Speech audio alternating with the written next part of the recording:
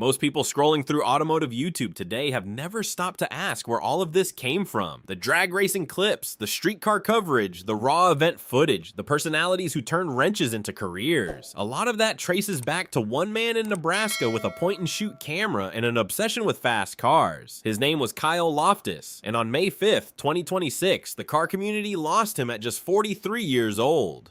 Since the news broke, one name has kept surfacing in comment sections, tribute posts, and fan conversations: Cleetus McFarland. And the reason is not what some corners of the internet want you to believe. The connection between Cletus and Kyle is not dark or suspicious. It is one of the most genuine stories of mentorship, gratitude, and friendship in the entire automotive creator space. But to understand why Cletus is so central to this conversation, you have to start with Kyle. Kyle Loftess attended the University of Nebraska, Omaha from 2000 to 2005, earning a bachelor's degree in Management of Information Systems. His interests in car stereos and photography evolved during those years into something much larger: a passion for street racing and a drive to document it. He founded 1320 Video in 2003, initially sharing self-shot photos of street racers on early internet message boards and selling footage on DVDs. There was no roadmap for what he was building. He simply loved cars and wanted other people to see what he was seeing. For nearly 10 years after graduating, he worked at PayPal while running 1320 Video entirely on his own time. He went full-time with the channel in January 2015, and the growth that followed was significant. By 2026, 1320 Video had grown into a platform with nearly 4 million YouTube subscribers, more than 6 million Facebook followers, and close to 3 million Instagram followers. The company described itself as the largest streetcar media company in the world. On his LinkedIn, Loftis described himself as a hardcore car nut that's taken his love for cars and turned it into the most amazing job of my life.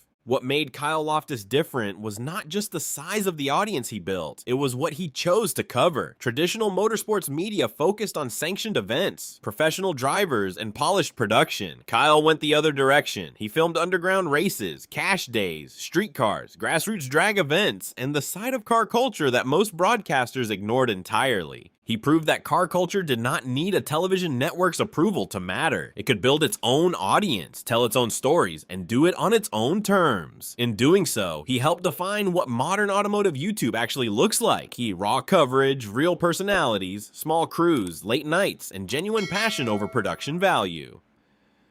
1320 Video paid tribute with these words: Kyle was a beam of light at every gathering. His enthusiasm, kindness, and creativeness was contagious. Let us pray that Kyle is in a better place.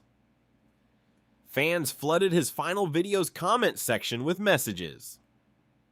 One wrote, "R.I.P. Kyle, you've been the GOAT of the racing scene for decades."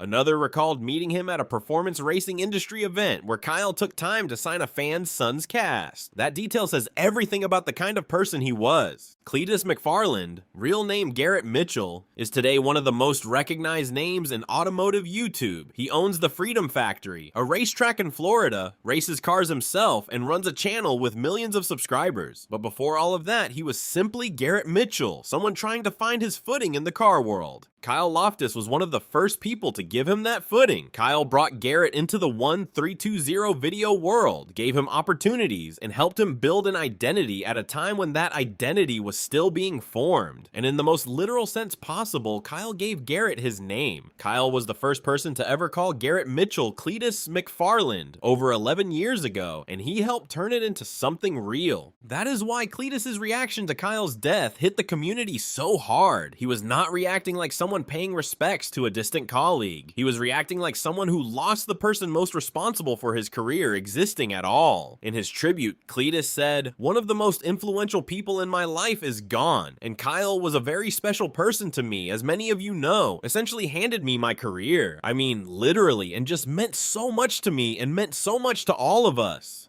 On Facebook, Cleetus wrote, "Completely shocked about the loss of Kyle, the most influential person on my life. We're crushed. Please pray for his mother and close friends. They need it most." A fan on Twitter/X put it plainly, "He's the reason the Cleetus McFarland character exists."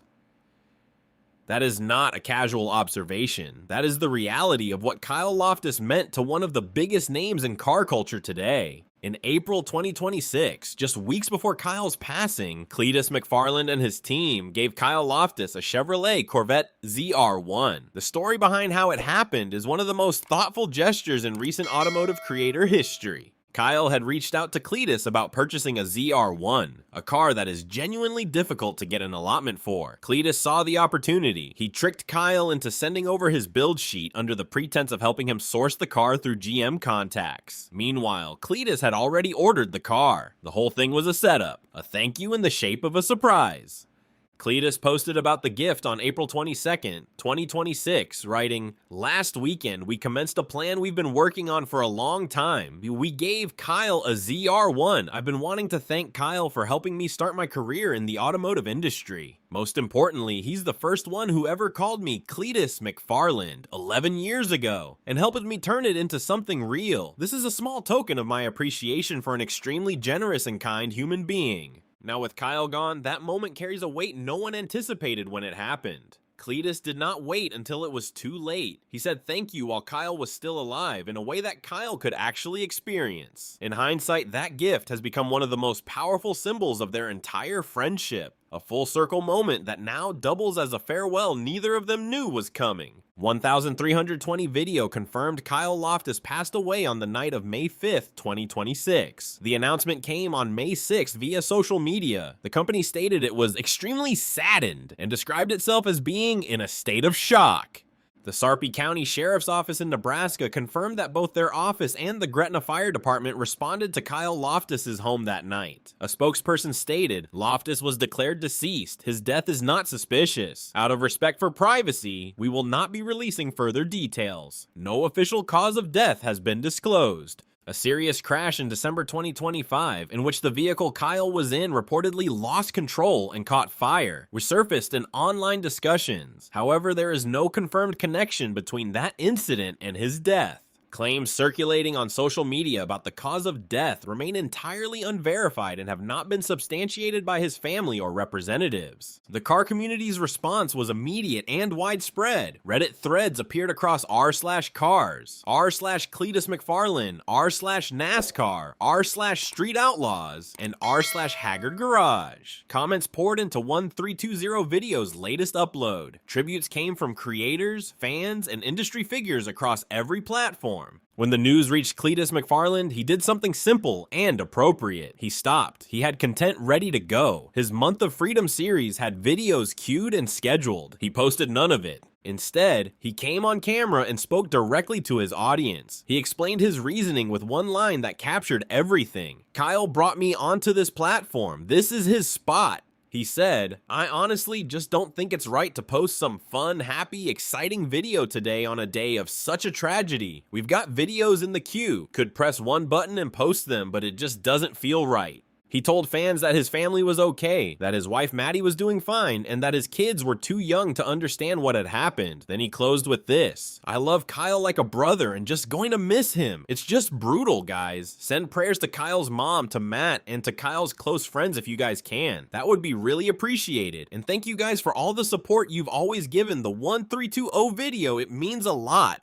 Fans responded by telling him to take all the time he needed. They were not only mourning Kyle Loftess, they were also concerned about the people Kyle left behind, and Cleetus was clearly one of them. Cleetus McFarland himself admitted he did not know what would happen next with 1320 video. That is an honest answer. When the founder and driving force behind a platform is suddenly gone, the team around him needs time to grieve before any decisions about the future can be made. But Kyle Loftess's influence on the car internet is not going anywhere. It is already built into the structure of how automotive content works. Every channel filming drag events, every creator covering street cars, every fan who discovered car culture through YouTube has been shaped in some way by what Kyle built, starting in 2003 with nothing but a camera and a passion. Kyle Loftess did not just build a channel, he built a bridge between underground car culture and millions of viewers around the world, between raw grassroots racing and mainstream attention, and between a kid from Nebraska named Garrett Mitchell and the character the entire automotive internet now knows as Cleetus McFarland. That bridge does not collapse because the man who built it is gone. It stands. And so does his legacy.